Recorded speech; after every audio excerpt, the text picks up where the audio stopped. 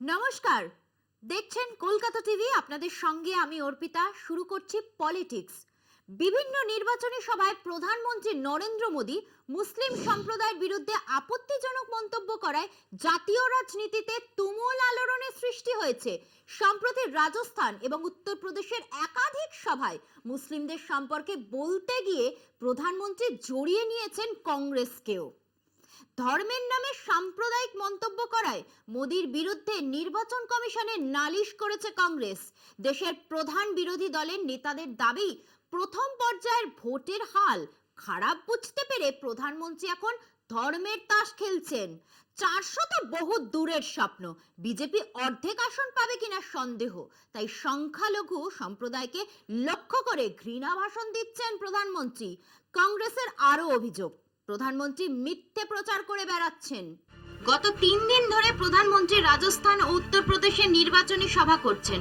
রবিবার ওই দুই রাজ্যের সভায় মোদী বলেন, কংগ্রেসের ইস্তেহারে বলা হয়েছে তারা সকলের ধন সম্পত্তির হিসেব নেবে। তারপর সেই সব সম্পত্তি কংগ্রেস কেড়ে নিয়ে কাদের বিলি করবে, যাদের একগাদা বাচ্চা হয়। লজ্জা শরমের মাথা খেয়ে প্রধানমন্ত্রী জনতার উদ্দেশ্যে বলেন, আপনারা নিশ্চয়ই বুঝতে পারছেন কাদের কথা বলছে। কংগ্রেস ওইসব সম্পত্তি অনুপ্রবেশকারীদের মধ্যে বিলিয়ে দেবে। মোদী আরো বলেন, মনমোহন সিং প্রধানমন্ত্রী থাকাকালীন বলেছিলেন দেশের সম্পদে মুসলিমদেরই অগ্রাধিকার। এখানেই থেমে না থেকে নরেন্দ্র মোদীর অভিযোগ, কংগ্রেসের হাতে দেশের মা বোনেদের গলার হার, মঙ্গলসূত্র নিরাপদ নয়। और पहले जब उनकी सरकार थी उन्होंने कहा था कि देश की संपत्ति पर पहला अधिकार मुसलमानों का है। इसका मतलब ये संपत्ति इकट्ठी करके किसको बांटेंगे? जिनके ज्यादा बच्चे हैं उनको बांटेंगे। मुस्लिमों का देश के संसाधनों पर पहला हक है, ये मनमोहन जी का बयान है। कांग्रेस पार्टी की सोच हमेशा से तुष्टीकरण की रही है, वोट बैंक की राजनीति की रही है। एससी एसटी को और ओबीसी को मिला हुआ अधिकार छीन करके वोट बैंक की राजनीति के लिए औरों को देने का खेल किया। कांग्रेस ने इतने प्रयास ये जानते बूझते किए कि ये सब संविधान की मूल भावना के खिलाफ था। কংগ্রেস প্রশ্ন তুলেছে, কোথায় তাদের ইস্তেহারে দেশের সম্পদ মুসলমানদের মধ্যে বিলিয়ে দেওয়ার কথা বলেছে? প্রধানমন্ত্রী মিথ্যাচার করছেন। কংগ্রেস সভাপতি মল্লিকার্জুন খার্গে প্রধানমন্ত্রীর সঙ্গে দেখা করে এই মিথ্যাচারের জবাব চান। তিনি এর জন্য মোদির সময়ও চেয়েছেন। কংগ্রেস সভাপতি প্রধানমন্ত্রীর কাছ থেকেই জানতে চান কংগ্রেসের ইস্তেহারে কোথায় এ কথা বলা হয়েছে। তারা প্রধানমন্ত্রীর মন্ত্রকে গুচ্ছ গুচ্ছ দলীয় ইস্তেহার পাঠানোর জন্য কর্মীদের নির্দেশ দিয়েছে। কংগ্রেসের প্রাক্তন সভাপতি রাহুল গান্ধী তাঁর এক্স হ্যান্ডেলে লিখেছেন, নরেন্দ্র মোদীর মিথ্যের কারবার অন্তিম পর্যায়ে পৌঁছেছে। মোদীর সমালোচনায় মুখর হয়েছেন সিপিএম এর সাধারণ সম্পাদক সীতারাম ইয়েচুরি, দলের পলিট ব্যুরো সদস্য বৃন্দা করা প্রভু। বৃন্দা দিল্লির পুলিশ কমিশনারের কাছে প্রধানমন্ত্রীর বিরুদ্ধে লিখিত অভিযোগ করেন। কংগ্রেসের আরো অভিযোগ, নরেন্দ্র মোদী প্রাক্তন প্রধানমন্ত্রী মনমোহন সিং এর নাম করেও মিথ্যে কথা বলেছেন। প্রধানমন্ত্রীর সমালোচনা করেন কর্ণাটকের উপমুখ্যমন্ত্রী ডিকে শিবকুমারও। তিনি বলেন, প্রধানমন্ত্রী সংবিধানের নামে শপথ নিয়েছেন, তাঁর কাছে সব ধর্মই সমান। তিনি এভাবে বিভেদ সৃষ্টি করতে পারেন না। See, I am telling you, Honorable Prime Minister should know that he has taken a oath on the Constitution that every section will be taken oath. He is the head of the country, and all people in this country are equal. You can't differentiate anyone.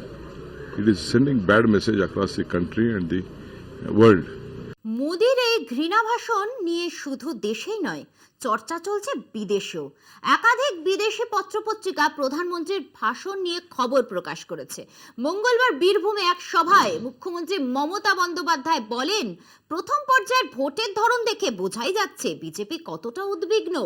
তাই কেন্দ্রের শাসক দলের নেতারা বিপজ্জনক সব মন্তব্য করছেন। ধর্মীয় বিভাজন সৃষ্টি করার জন্য প্রধানমন্ত্রী এবং কেন্দ্রীয় স্বরাষ্ট্রমন্ত্রী যেসব মন্তব্য করছেন তা আমি উল্লেখ করতে চাই না। আগামী দিনে বিজেপিকে এর জন্য মূল্য দিতে হবে। তারা এতটাই ঘাবড়ে গেছে, এতটাই ভয় পেয়ে গেছে যে আজ অনেক ভয়ানক ভয়ানক কথা বলছে। সেই কথাগুলো বলে আমি আর ভেদাভেদের প্রাচীর তুলতে চাই না। মুসলিম মহিলারা অনেক বাচ্চার জন্ম দেন বলেও কটাক্ষ করতে ছাড়েননি প্রধানমন্ত্রী।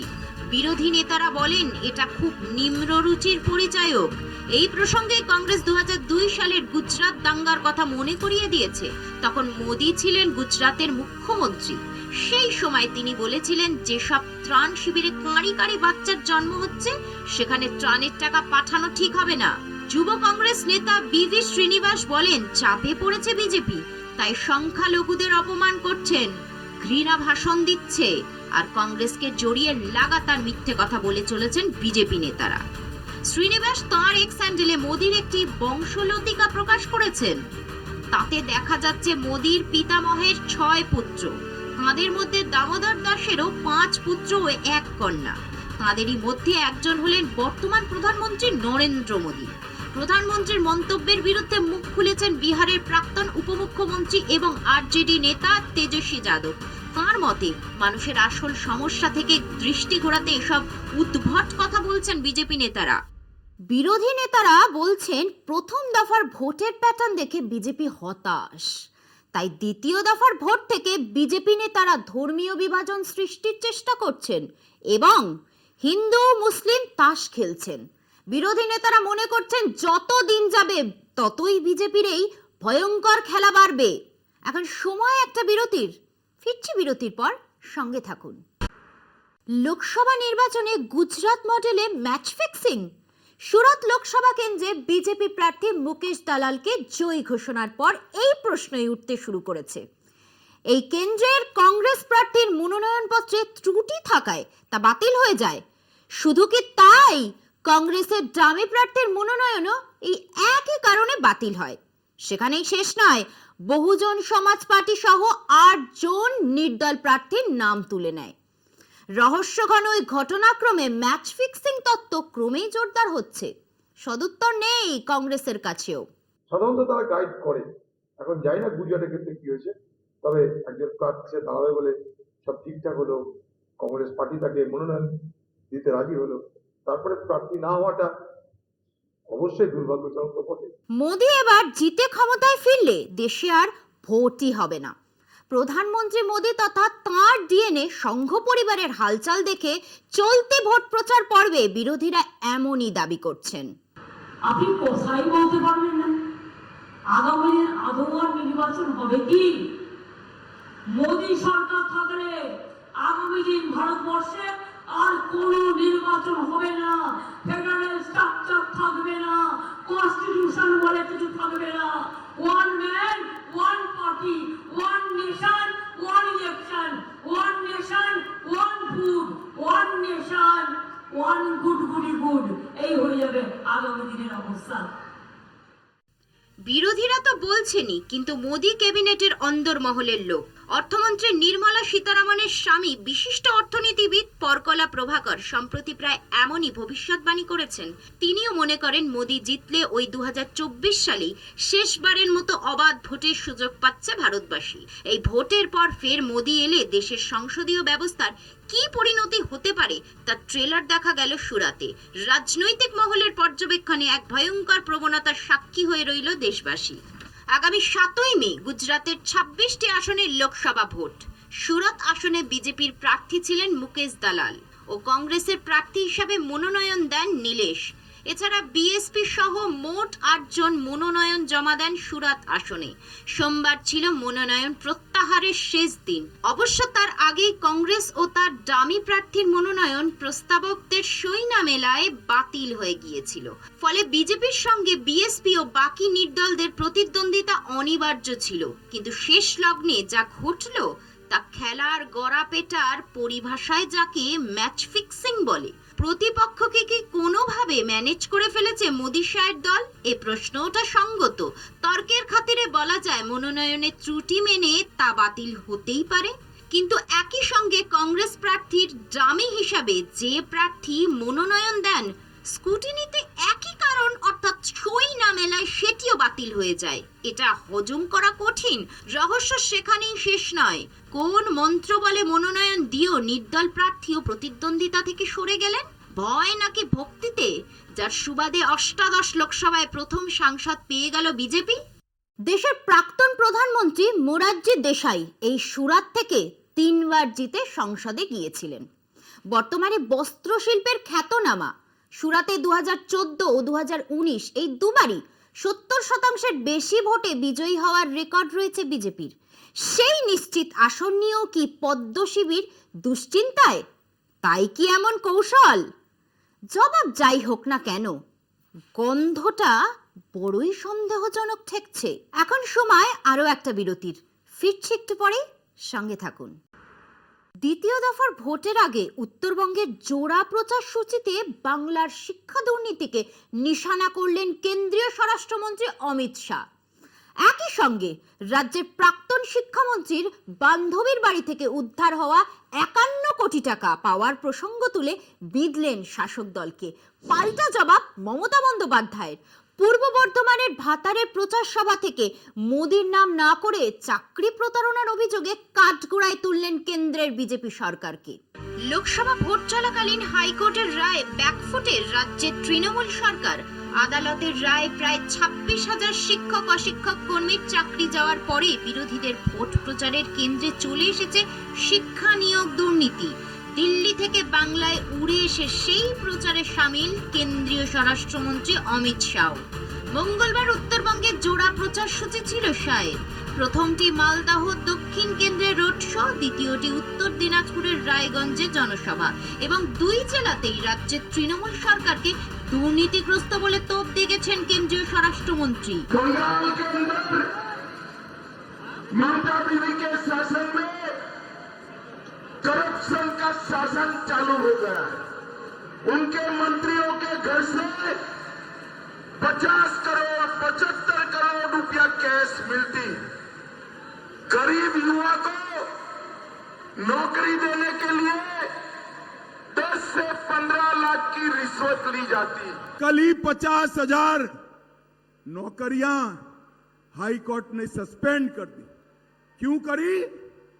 10 लाख 15 लाख नौकरी के लिए रिश्वत लेते थे। माताओं बहनों, आपके पास आपके भाई बेटों को नौकरी दिलाने के लिए 15 लाख रुपया है क्या? है क्या? नहीं है। तो उनको नौकरी कैसे मिलेगी? उनके एक मंत्री के घर से 51 करोड़ रुपया कैश निकली। 51 करोड़ रुपया। पार्थ चैटर्जी आज जेल में बैठे हैं, मगर ममता जी अभी भी उसको सस्पेंड नहीं करती है। मैं पूछने आया हूं, एक कटमनी, एक खंडनी, ये नौकरियों में भ्रष्टाचार बंगाल में रुकना चाहिए या नहीं रुकना चाहिए? এদিন জোড়া প্রচার সূচি ছিল মুখ্যমন্ত্রী মমতা বন্দ্যোপাধ্যায়েরও। বীরভূমের হাসনের পরে পূর্ব বর্ধমানের ভাতারের সভায় দেশের বেকারত্বের ছবি তুলে কেন্দ্রের বিজেপি সরকারকে নিশানা করেন মমতা। এবার জিজ্ঞেস করুন মোদী বাবুকে, আপনি তো ভোট চাইছেন। বিজেপিকে জিজ্ঞেস করুন, আপনারা ভোট চাইছেন। কত লোককে চাকরি দিয়েছেন? 2 কোটি বেকারকে চাকরি দেবেন বলেছিলেন, একটা লোককে চাকরি দেননি। একটা লোককে নয়, আজকে ভারতবর্ষে বেকারের সংখ্যা সবচেয়ে বেশি। বেকারত্বের পাশাপাশি চাকরি বাতিলের পেছনেও বিজেপির হাত রয়েছে বলেও অভিযোগ মমতার। আর আমরা বাংলায় যখন চাকরি দিই, আপনারা কোর্টকে দিয়ে চাকরিগুলো খেয়ে নেন। তার কারণ ওরা তো আমাদের আন্ডারে নয়, আপনাদের আন্ডারে। আপনারা চাকরিগুলো না খেয়ে নিয়ে যদি বলতেন, আমি রায়দান সম্পর্কে বলছি, বিচারকের নাম আমি বলছি না, আমার প্রয়োজন পড়ে না, সবাই দেখেছেন। যদি বলতেন হ্যাঁ এখানে অসুবিধা আছে, এটা তোমার ভুল হয়েছে, তুমি সংশোধন করো, আমরা করে দিতাম। ভুল তো যে কোনো কেউ করে ফেলতে পারে। সবটা কি আমি করি? আমি করি না। এডুকেশন ডিপার্টমেন্ট আলাদা ডিপার্টমেন্ট আছে, এসএসসি আলাদা আছে, প্রাইমারি এড বোর্ড আলাদা আছে, মাধ্যমিক বোর্ড আলাদা আছে, কলেজ কমিশন আলাদা আছে। এগুলো তারা দেখেন। যদি আপনারা বলতেন, সেটাও না হয় আমরা চেষ্টা করে দেখতাম। একই সঙ্গে শিক্ষা নিয়োগ দুর্নীতি মামলায় আদালতের রায় নিয়েও উষ্মা প্রকাশ করেন মুখ্যমন্ত্রী। কিভাবে 1 মাসের মধ্যে সুদসহ 8 বছরের বেতন ফেরত দেওয়া সম্ভব, এই প্রশ্নও তোলেন তিনি। যারা একতরফা রায় দিয়ে 26,000 ছেলে মেয়ের চাকরি খেয়ে নিলেন, আর কি বললেন? বললেন 1 মাসের মধ্যে এই 8 বছরের মাইনে সুদ সহ ফেরত দিতে হবে। পারবেন? পারবেন? যারা রায়টা দিলেন, আমি নাম বলছি না, তাদের ঘরের যদি কেউ হতো, সরকারি টাকায় চলবে, সরকারি টাকায় খাবে, সরকারি টাকায় সিকিউরিটি নেবে, সরকারি টাকায় সবটাই হজম করবে, আর কি বলবে? এই এক কলমের খোঁজা যাও, সবার চাকরি চলে গেল। আপনার নিজের ছেলে মেয়ে চাকরিটা চলে গেলে আপনি ভাবতেন না? আজ যদি কোনো ছেলে মেয়ে আত্মহত্যা করে, তার দায়িত্ব আপনারা নেবেন? লোকসভা ভোটের সবে প্রথম দফা হয়েছে, দ্বিতীয় দফার মুখে হাইকোর্টের রায় স্বভাবতই অস্বস্তিতে রাজ্যের শাসক দল। রায়কে হাতিয়ার করে তৃণমূলকে চেপে ধরেছে বিরোধীরা। এই পরিস্থিতিতে আগামীতেও বিরোধীদের প্রচারে শিক্ষা দুর্নীতি প্রাধান্য পাবে বলে মত রাজনৈতিক বিশেষজ্ঞদের। পলিটিক্স আজ এই পর্যন্তই। দেখতে থাকুন কলকাতা টিভি, রাত দিন 7 দিন।